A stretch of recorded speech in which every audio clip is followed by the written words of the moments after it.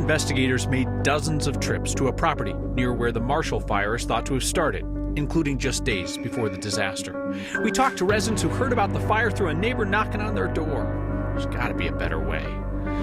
We get a much better idea of how many Coloradans with COVID in the hospital are actually there for something else. And the new segment we're calling, Here's Something That Isn't Horrible, because we need it. Next.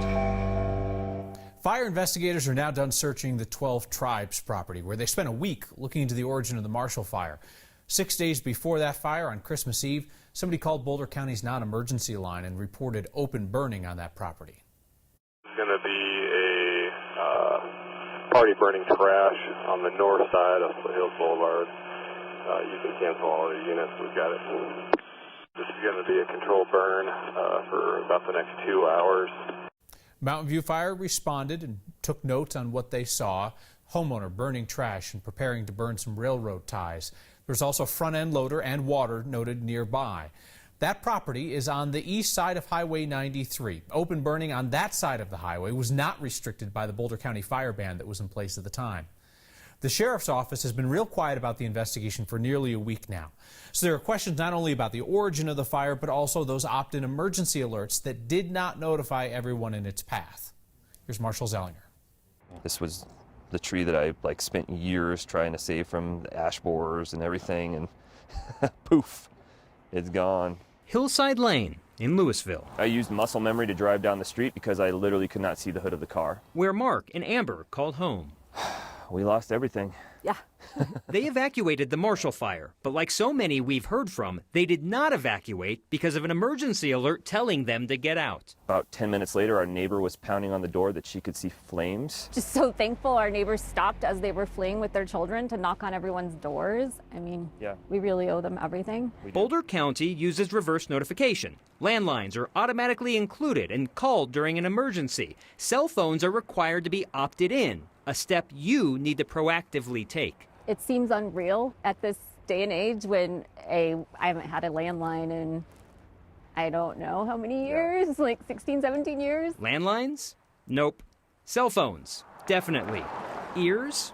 Those too. We have tornado sirens here that you can set your clock to the first Monday of every month, and even something like that might have triggered some response from more people. So Mike, could you talk a little bit about why the emergency sirens did not go off in this case? Last Thursday, Boulder County held a community meeting to answer Marshall Fire questions, including why other methods of warning, like outdoor emergency sirens, were not used. I don't have an answer as to why they were not used. Primarily, the sirens are designed for flood and severe weather events. Another question asked in this meeting and by Amber. Why not text alerts that we don't have to sign up for? You know, some places you go and it's like, COVID is high in this area. Yeah. Be on alert. We have been working on getting that capability in the county. It's not that we haven't ignored it, just the timing of this fire, but we are moving towards that. On Hillside Lane, the emergency alert method was less advanced than a text alert.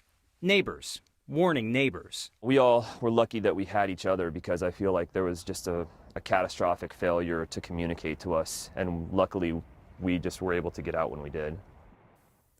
Based on a news release from Boulder County last week, the automatic text alerts like an Amber Alert or a weather alert will be used by the end of this year in addition to the cell phone opt-in reverse notification service. But, Kyle, there just has to be a better way than opting in. And these alerts are used for different types of emergencies, flood, fire, etc. Different times of day, reaching sparsely populated areas, densely populated areas. But at the end of the day, they just need to work to get people safe. You think of the times that you get an Amber Alert and you're at home, or it's really early in the morning and we get the complaints to the newsroom. What good is it when I'm in bed to see the license plate of someone that I'm not on the road? But imagine at night in a situation like this, how beneficial a system like that would be. And I know emergency workers say we're going to clog the roads, but there's going to be a better way, at least when you notify everybody that needs to know, than not. Marshall Zellinger, thank you. So more than 1,000 families in Colorado suddenly found themselves homeless after the Marshall Fire, pushed into an already tight housing market. Now we learn the Attorney General's office is looking into reports of landlords price gouging. Our Steve Stager is checking the rental inventory. Colorado's housing and rental markets were tight enough before the Marshall Fire, but all of a sudden, more than 1,000 families are looking for somewhere new to stay, and some landlords are being accused of trying to take advantage of that. We have already received a few complaints from consumers concerned about price gouging. Colorado's Democratic Attorney General Phil Weiser confirmed his office is investigating a handful of complaints, like the ones we've heard anecdotally all week. The few complaints we've received thus far are in the nature of housing, temporary housing at this point, where there's a concern that people are just so quick to say, I want a place to live now. State lawmakers passed a price gouging protection law in the spring of 2020 in response to the COVID-19 pandemic. We have yet to have to bring a case in court holding someone liable for price gouging. If we do, we have to be able to show that a seller acted unreasonably at the time, and there's no justification for them hiking up the price by a substantial amount. A quick search of Zillow today found a few rentals in Boulder County that have increased their prices since the fire.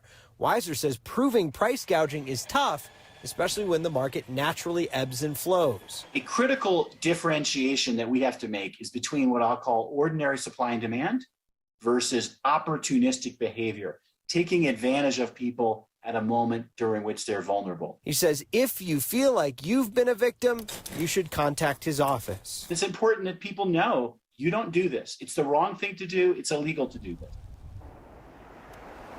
So Weiser says the best way for you to get any sort of action from his office in this is to bring receipts. In other words, get them to say it in writing and then send it to the Attorney General's office. StopFraudColorado.gov is the website you want to go to report these things. We'll have that up on 9news.com a little bit later on tonight. We are sadly going to see a lot more people going through situations like this because these major disasters tend to bring out some of the worst in society, unfortunately, for people who have been through the worst.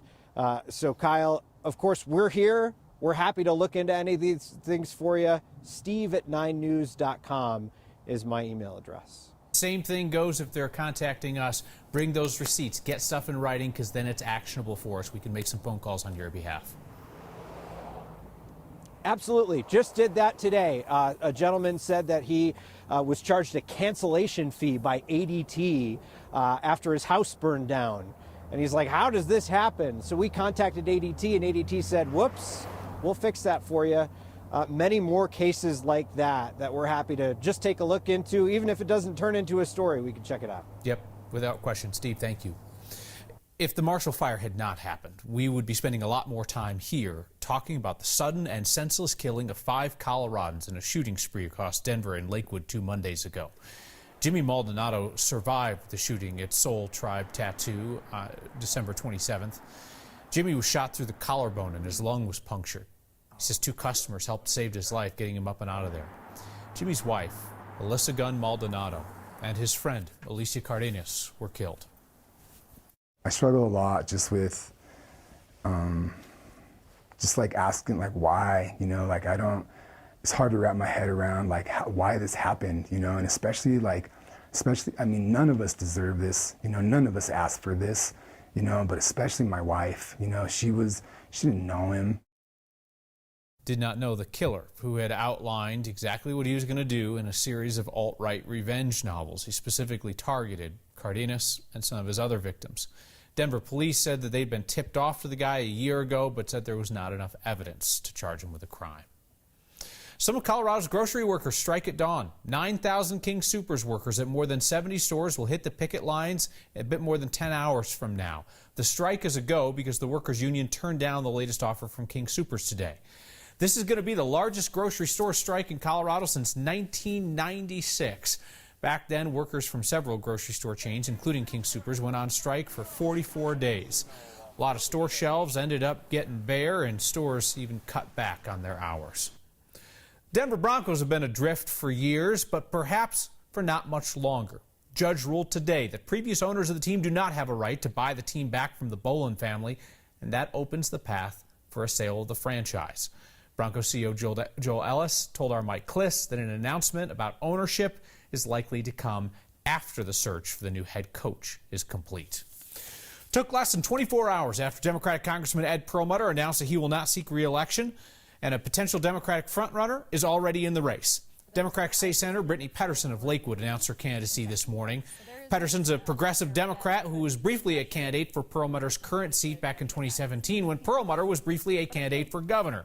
He decided to stay in Congress until this week. Petterson's expected to face competition in the Democratic primary, but she's widely thought to be a frontrunner. There are 2 Republicans already in the race, with more likely to join. Laurel Eimer styles herself a Trump Republican and has the endorsement of Tom Tancredo, and Eric Odlin, who had Tancredo's endorsement for the U.S. Senate race before he left to seek Perlmutter's seat. Like asking your neighbor to borrow some sugar, Colorado and Nebraska have been amicably sharing water from the South Platte for almost 100 years. Now things are going sideways. And with Omicron making up all new COVID cases in Colorado, you smartly asked, what happened to Delta? Answers to your questions is what we do next.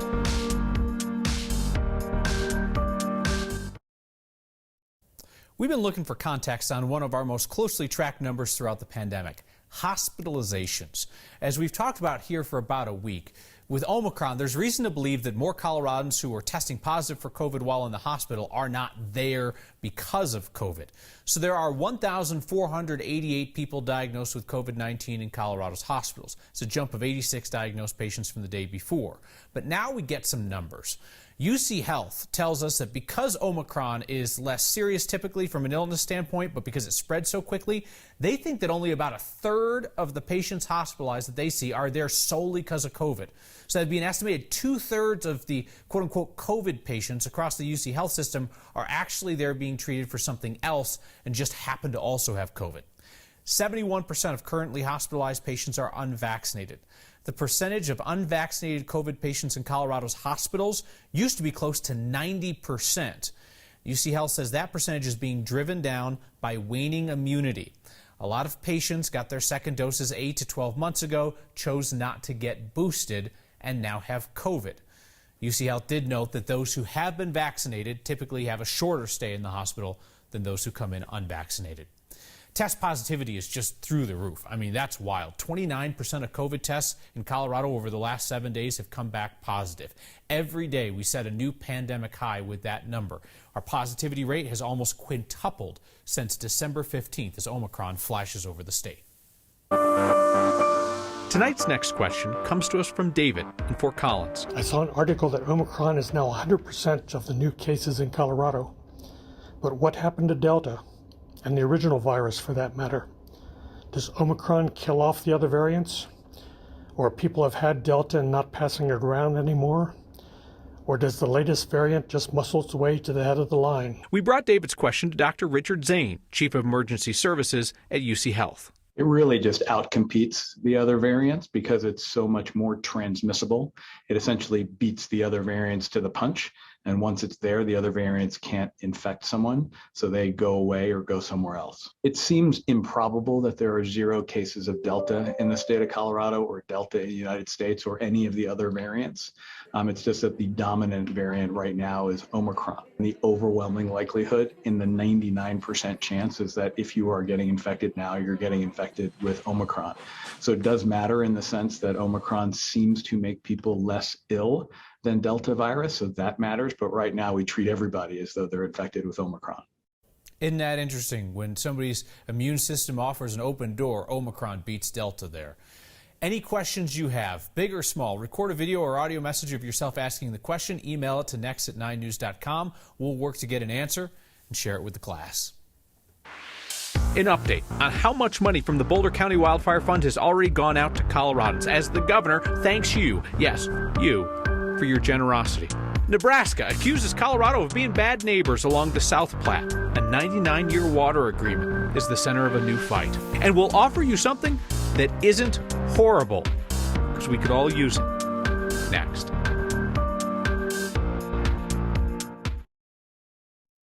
The Boulder County Wildfire Fund has now distributed $3.8 million to nearly 1,400 Coloradans as it tries to get $5 million out the door quickly to meet immediate needs after the Marshall Fire. The head of the Community Foundation Boulder County, the nonprofit running the fund, Tatiana Hernandez, reached out this week to extend a personal thank you to all of you for the $2.1 million you raised for the fund through your Word of Thanks campaign. And the governor even expressed his appreciation to you all today as well. I also want to thank Kyle Clark and his listeners for raising $2 million on air for the Community Foundation of Boulder County. Thank you to Kyle Clark and his viewers. So today, Community Foundation Boulder County announced its 18-person community advisory committee that's going to help decide how the funds raised should be used in the medium and in the long term. Just so you know, we're leaving that Word of Thanks microgiving campaign page up. If you would still like to give, it's on the next page on 9news.com. We know that the need will certainly continue. And on Wednesday, I'll be back with a new idea of how we can keep helping those impacted by the fire. Beautiful sunshine today, a wonderful January day in Colorado. The kickoff of a warming trend that will last until Friday ahead of a storm that brings a chance for snow. Southwest winds will bring us temperatures again tomorrow, similar to these numbers we saw today, mid-50s and 60s. But with high pressure keeping that storm track to the north and that dry northwest flow, it's going to be hard to get much moisture in here other than those high and mid-level clouds that make for a pretty sunrise and sunset. So another mild, dry day, and then Thursday will go warm, close to 60. Ahead of that Friday storm and chance for snow. Fair skies in 22 tonight, mostly sunny and 55 moving through Wednesday afternoon. Chance for snow and colder weather on Friday, but a beautiful weekend to look forward to. Sunshine and 40s both days. Governor of Nebraska put Colorado on notice this week, saying that they are prepared to pull more water from the South Platte. Water that Nebraska says is being threatened by our development. They want to build a canal through parts of Colorado and southwest Nebraska. Nebraska insists this is allowed under the 1923 South Platte River Compact. The deal is Colorado agrees to allow 120 cubic feet per second of water to flow through the gauge at the Nebraska state line April 1st through October 15th. If it drops below that, then our state's supposed to withhold junior water rights on the lower part of the South Platte to get the flow for Nebraska back up. The state to our east announcement was a surprise to Kevin Ryan, director of Colorado Water Resources. But he says there is a section in that old compact that may give Nebraska the right to build a canal on the Colorado side. Information that we've gotten points to the fact that Governor Ricketts is alluding to Article 6 of the compact. Article 6 specifically identifies a canal and diversions within Colorado, but we don't know whether that is their proposal for sure. Article 6, man, son of a biscuit. Ryan denied that Colorado is pulling any kind of funny business and trying to deny water that is rightfully Nebraska's. Hey, sign up for your county's emergency alerts during the break. Then I'm back with something that's not horrible and your feedback next. The news has not been stellar in recent weeks, so we came up with a segment called Here's Something That's Not Horrible.